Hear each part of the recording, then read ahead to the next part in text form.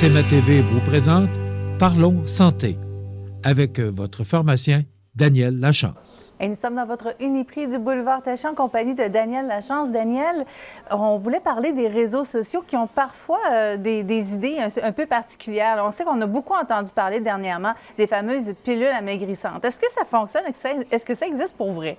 Bien, en fait, il y a des traitements pour aider à la perte de poids, effectivement, mais il y a comme eu une frénésie, pour nommer un de ces produits-là, l'Ozempic. Écoutez, j'ai même eu des gens là, qui me parlaient directement sur mon Messenger pour me parler de ce produit-là, si je pouvais le prescrire. C'est sur ordonnance médicale seulement, by the way.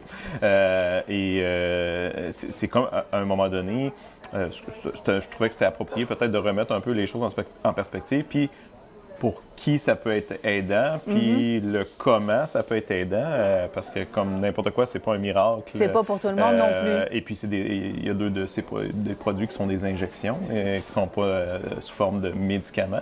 Mais c'est ça, c'est pour faire un petit recap des produits sous ordonnance médicale pour aider à la perte de poids. Il y a 3 principales classes.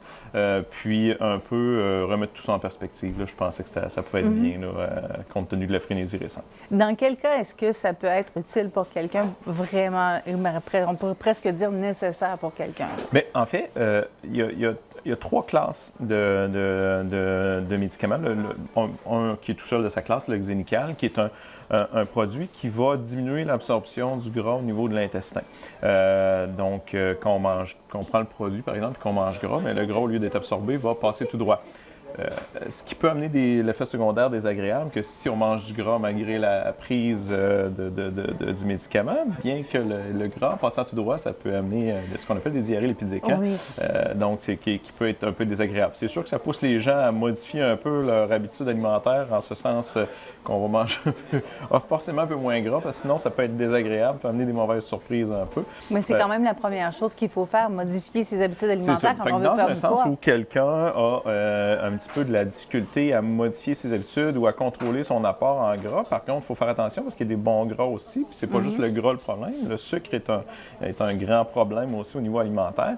Mais par contre, c'est pas nécessairement négatif, mais toujours dans un but de aussi modifier ses habitudes, autant alimentaires qu'au niveau de l'activité physique. Pas nécessairement juste pour la perte de poids, mais aussi pour la forme et la santé en général. Le deuxième médicament, qui est aussi tout seul de sa classe, qui est le Contrave, qui est le nom commercial, qui contient 2 molécules. Celui-là est en comprimé aussi, tout comme le Xénical était des gélules.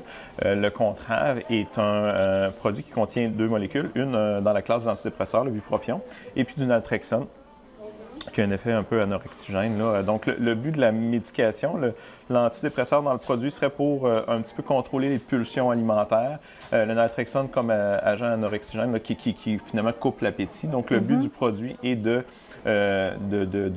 couper l'appétit et de contrôler les pulsions alimentaires. Donc, chez quelqu'un qui va manger un peu par compulsion, donc, qui un peu, mettons, par anxiété, va manger ou tout ça. Donc, c'est un peu le principe. Ceci dit, bien, ça aussi, il faut que ce soit, dans le fond, dans un but tu sais, ça va être approprié chez quelqu'un qui c'est vraiment des pulsions. Donc, quelqu'un qui n'est pas capable de contrôler quand, mettons, il a le goût de manger un chip, mais il va passer au travers, puis il a le goût de manger un chip, mais c'est vraiment une pulsion pratiquement non contrôlable. Bon, écoute, ça peut l'aider à contrôler ça. Mais c'est quand ça revient régulièrement là, qu'on est rendu à médicamenter ça. Exactement. Oui, puis c'est ça. C'est que dans le fond, quelqu'un qui a cette situation-là, puis qui fréquemment a des pulsions alimentaires, puis qui a de la difficulté à les contrôler, puis si ça peut l'aider à améliorer cette facette-là de son alimentation, bien, il n'y a pas de contre-indication, mais c'est pas, comme vous comprenez, c'est pas chez tout le monde que ça peut être approprié. Puis, c'est pas dénué d'effets secondaires possibles. Donc, évidemment, on travaille au niveau du système nerveux central, donc il peut y avoir une multitude d'effets secondaires possibles. Donc, c'est important que les gens soient bien au courant. Il n'y a pas de pilule miracle. Tu as juste les bons côtés, mais pas les mauvais côtés. Malheureusement. Donc, il faut que ça soit prescrit pour les bonnes personnes puis pour les bonnes raisons aussi. Et finalement, la dernière classe de médicaments qui contient 2 médicaments qui, eux, sont sous forme d'injection sous-cutanée. Donc, il y a en fait, je parlais de noms commerciaux, mais c'est des médicaments qui, à la base, étaient pour le diabète, donc qui étaient le Victoza et l'Ozempic. Le Victoza, il y a une autre appellation commerciale pour la perte de poids qui s'appelle le Saxenda, mais c'est la même molécule. Et l'Ozempic, le semaglutide, n'a pas encore d'appellation commerciale pour la perte de poids au Canada. Il existe aux États-Unis, mais le produit présentement n'est pas encore indiqué pour la perte de poids au Canada. Et donc, les gens ou des fois, les médecins vont prescrire l'Ozempic pour la perte de poids, mais ce n'est pas une indication encore reconnue au Canada. Mais par contre, ça s'en vient. Donc, mais les dosages ne sont pas les mêmes. Le dosage pour le diabète et le dosage pour la perte de poids ne sont pas les mêmes. Donc, la formulation de l'Ozempic n'est pas vraiment faite pour la perte de poids. Il faut utiliser des doses plus élevées, donc plusieurs stylos. Ça devient plus coûteux que ce que ça sera en réalité. Mais bon, étant donné la grosse différence entre les deux, c'est que le Saxenda est une fois par jour et l'Ozempic est une fois par semaine. Donc, d'où la volonté d'aller vers l'Ozempic, par contre, revient très coûteux. Des fois, l'assurance peut le rembourser, mais étant donné que ce n'est pas une indication officielle, c'est pas vraiment légal de le prescrire pour la perte de poids au lieu du diabète, mais bref. Mais à ce moment-là, étant donné que c'est en injection, c'est la personne qui se fait l'injection elle-même. Donc... Un peu le même principe que de l'insuline. D'accord. C'est sous-cutané, donc c'est pas du intraveineux ou du intramusculaire. Ça se fait, c'est des injections qui se font quand même bien soi-même, mais par contre, il faut que les gens sachent là, que c'est par injection. Il y a quand même un enseignement à faire et tout. Ces médicaments-là, en fait, agissent au niveau de certaines... dans la famille, c'est des analogues de la GLP-1 qui, dans le fond, travaille un petit peu au niveau du transit intestinal. Donc, va ralentir un peu la vidange gastrique vers l'intestin. Puis, ça aura un effet de maintenir la satiété plus longtemps, donc d'aider à diminuer l'apport. Les gens ayant un appétit coupé ou une satiété qui tient plus longtemps dans le temps vont manger moins fréquemment. Donc, puis c'est probablement la famille de médicaments qui a l'impact le plus élevé au niveau du poids. Ça fonctionne très bien chez les gens. Ceci dit, mais il faut toujours que ça soit accompagné d'une volonté d'améliorer son alimentation de façon globale. Ce qu'on veut, c'est quand même que les gens mangent des bons aliments, même s'ils ont moins faim ou qu'ils mangent moins. On ne veut pas qu'ils gardent une mauvaise alimentation. Donc, il faut que ça soit accompagné d'un guide nutritionnel, puis que les gens s'alimentent bien, puis manquent de rien non plus. C'est beau de moins manger, mais si on manque de nutriments, c'est pas mieux non plus. Mais on le dit, il faut que ça soit prescrit par un médecin. Exact. Le médecin devrait aussi prescrire des rencontres avec un nutritionniste à ce moment-là. C'est l'idéal. Le problème, des fois, c'est la disponibilité de nutritionnistes, ou surtout au niveau public, c'est pas vraiment des professionnels qui sont remboursés par la RAMQ. Donc, des fois, les gens vont couper, mais selon moi, c'est un professionnel sous-utilisé. Ça serait beaucoup plus payant pour les gens, des fois, d'aller vers un professionnel en nutrition que de payer pour un médicament. De toute façon, le Saxenda, quand il n'est pas couvert par les assurances et les Ozempic, on tourne autour de 300 $ par mois là, pour la médication.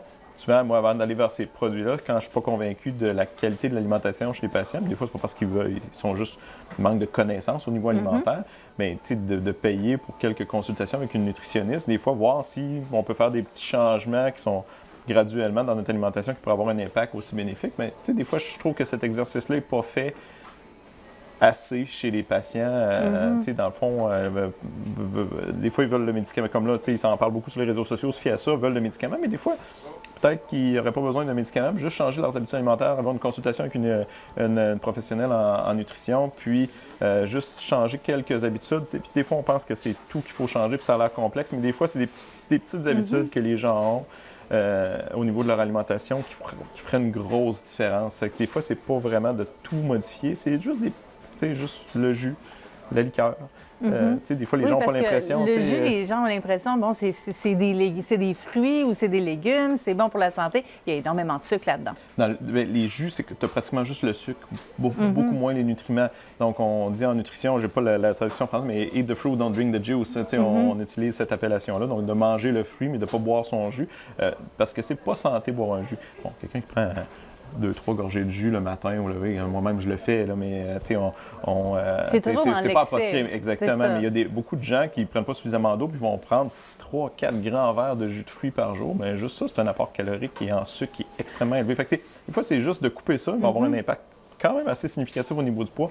Puis l'exercice physique, évidemment, toujours. Puis pas nécessairement pour la perte de poids. Il ne faut pas le faire juste pour la perte de poids, mais pour une santé globale. Là, je pense que le pire ennemi aujourd'hui, c'est la sédentarité. Oui. Puis pour plein de choses, la santé mentale aussi, gestion de l'anxiété, le sommeil et tout. Donc, bouger plus, c'est pas juste pour la perte de poids, c'est pour une santé globale. Mais quand on parle de perte de poids, bien des fois, aujourd'hui, on est dans une société où on a beaucoup de trucs faciles autour de nous et on veut la facilité, on veut la rapidité. C'est peut-être pour ça que les gens vont tenter de se tourner vers ce genre de produit-là. C'est un peu ça, sauf qu'il faut toujours se rapporter à, est-ce qu'on veut améliorer notre santé ou juste perdre du poids?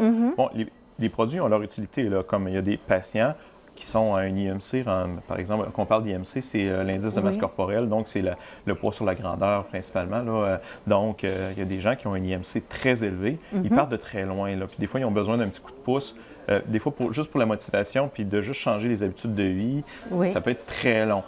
Puis il y en a qui ont un début de diabète. La situation peut être critique pour leur santé. Donc, chez ces patients-là, chez des patients qui ont un indice de masse corporelle très élevé, qui commencent à développer des problèmes de diabète au niveau cardiaque et tout, puis que là, il y a une urgence d'agir, là, le médicament est indiqué parce que là, on veut un résultat un petit peu plus rapide, puis on veut que les gens soient motivés aussi. C'est une aide. Une aide qu'il faut, par contre, qu'il soit utilisée à long terme, parce que quand on arrête souvent ces médicaments-là, le poids a tendance à revenir. Donc, c'est pour ça qu'il faut vraiment changer les habitudes alimentaires, là, et aussi d'activité physique. Mais ça peut être indiqué chez ces patients-là parce que là, il y a une urgence d'agir à cause que leur santé en dépend. C'est plus juste une question de perdre du poids pour être plus beau dans le miroir là, ou être mieux dans notre peau. C'est une question vraiment de risque au niveau de leur santé. Fait que ces produits-là peuvent être un bon coup de main. Ou il y a des gens aussi là, ils font tout. Là. Ils ont un métabolisme un petit peu différent, puis ils ont vraiment de la difficulté à perdre du poids. Ils font tout bien, ils bougent, ils mangent bien, mais bon, ça bouge pas. Là. Il n'y a rien qui fait. Ça peut, il y a des situations où une fois que toute la personne fait ce qu'il faut, puis qu'elle a des bonnes habitudes, puis qu'il n'y a pas de perte de poids, puis il y a un risque pour sa santé, bien, ça peut être indiqué là. Mais il y a beaucoup de gens qui ont juste un petit surplus de poids. Puis moi, je pense qu'avant d'aller vers le médicament, on pourrait tenter de consulter une nutritionniste, puis juste changer quelques habitudes, puis ça pourrait être payant. Puis trouver une activité qu'on aime puis la pratiquer pour bouger un petit peu plus. Des fois, on pourrait le faire en premier. Boire de l'eau. Bien, des fois, juste ça, quand on a faim, juste boire un verre d'eau, des fois, ça peut avoir un effet de satiété. Puis au pire, on rajoute un petit Mio. Il y a des petites affaires là, sans calories là, qu'on met, que ça met une saveur. Il y en a qui n'aiment pas boire de l'eau parce qu'ils trouvent ça plate. J'en suis un. Là. Des fois, de l'eau, je trouve ça plate. Là, fait qu'on met une petite affaire dedans puis, au lieu de boire un jus. Fait que c'est un petit peu le message global de ne pas se tourner vers un médicament qui, oui, il fonctionne, ça fonctionne, mais il faut trouver une solution à long terme. Puis, si on ne change pas nos habitudes, on va l'arrêter puis on va revenir. Fait qu'il faut voir notre santé comme quelque chose de global, puis pas juste pour perdre du poids pour perdre du poids. Là. Et la solution à long terme n'est pas le médicament? Bien, pas toujours, en tout cas, pas pour tout le monde. Là. Il y en a qui en ont comme pas le choix parce qu'il y a, comme je disais, il y a une urgence d'agir ou. Écoute, ils ont tout fait, puis là, eux autres, ils ont probablement, à cause de leur métabolisme particulier, même s'ils font tout ce qu'il faut, ils ont un problème de poids. Fait que ça existe, ça, mais c'est pas la majorité des gens. Donc, c'est pas pour tout le monde, finalement. Merci beaucoup, Daniel Lachance. Ça fait plaisir.